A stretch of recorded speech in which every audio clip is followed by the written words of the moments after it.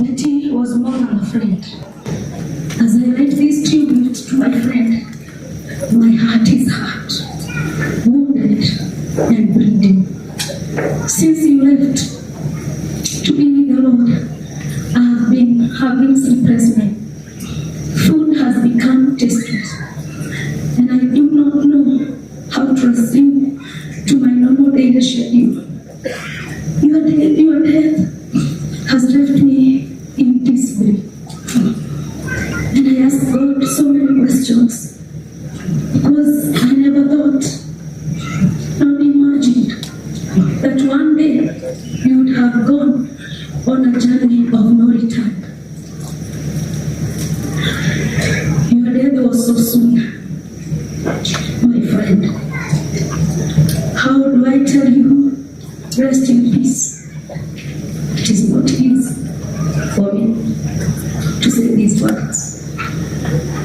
When things were tough and you almost gave up, God gave me a burden to stand with you, tirelessly, financially and emotionally. I was ready to do beyond this, to stand with you. I've seen you fight and win so many battles. And when you felt discouraged, I was there for you. And even now, I was prepared, just as we have been there for each other in times of discouragement. But now, how do I say rest in peace, my friend? For 3 weeks, we have been in and out of hospital. I did not see any indication of you going on a journey of no return. The only ones I remember, and I will always remember, is that you kept telling me that we should spend more time together because we will miss each other so much when you will relocate to the USA. Every time you will miss me, you would greet me by calling me and saying, Chiro, come. You will miss me when I'll go to the US. Chiroka, you call me Smurda the US. I did not know you would go forever. It is not well. My heart is in pain. My friend and my true.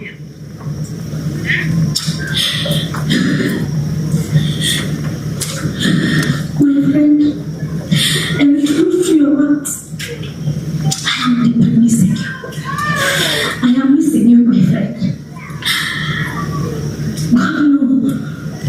God knows I love you. I loved you so much. You were my best friend. I always dreamt of us raising our children together until they were grown. I wanted to see you succeed, and I always wished you the best, the very best. I know we will meet again someday after beautiful soul, and I will ask you all the questions I still have for you. I carry the burden of your kids, Sky and Remy. I might not be able to fill the gap completely, and I cannot fit in your shoes, my friend, as their mother. But I promise to do my best for them. I will try hard, and I will try with humility, as God may give me the strength to check on them through their father, their daddy, and their social. I have known you as a strong lady. I have known you as a fighter. Why did you give up?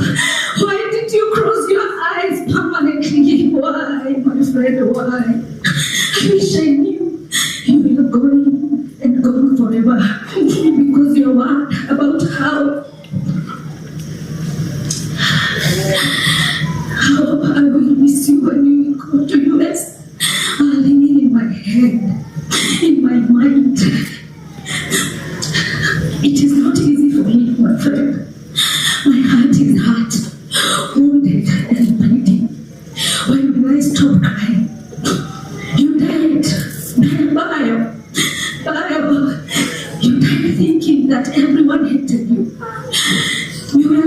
traumatized by social media bullying. And this is Majorayake. You were the most trolled and bullied as artist that I can recall. Even in your hospital bed, you were terrified that you would be mocked for your illness and suffering. I do hope that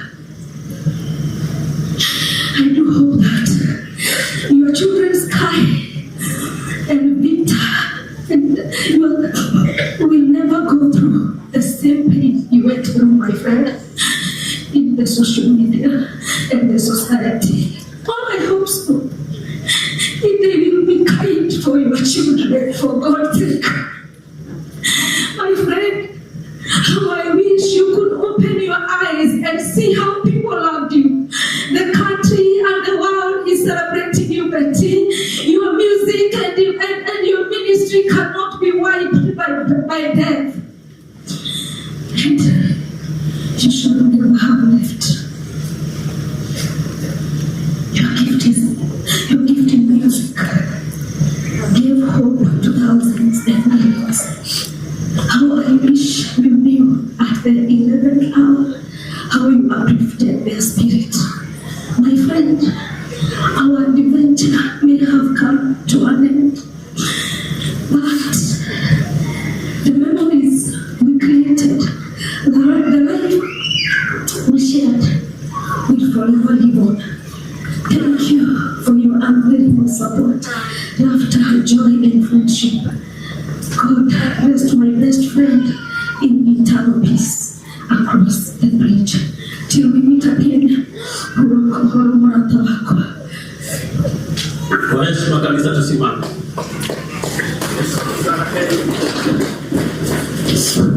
Dr. Sarah Kennedy, tunyere kwa keruga haya ya shule.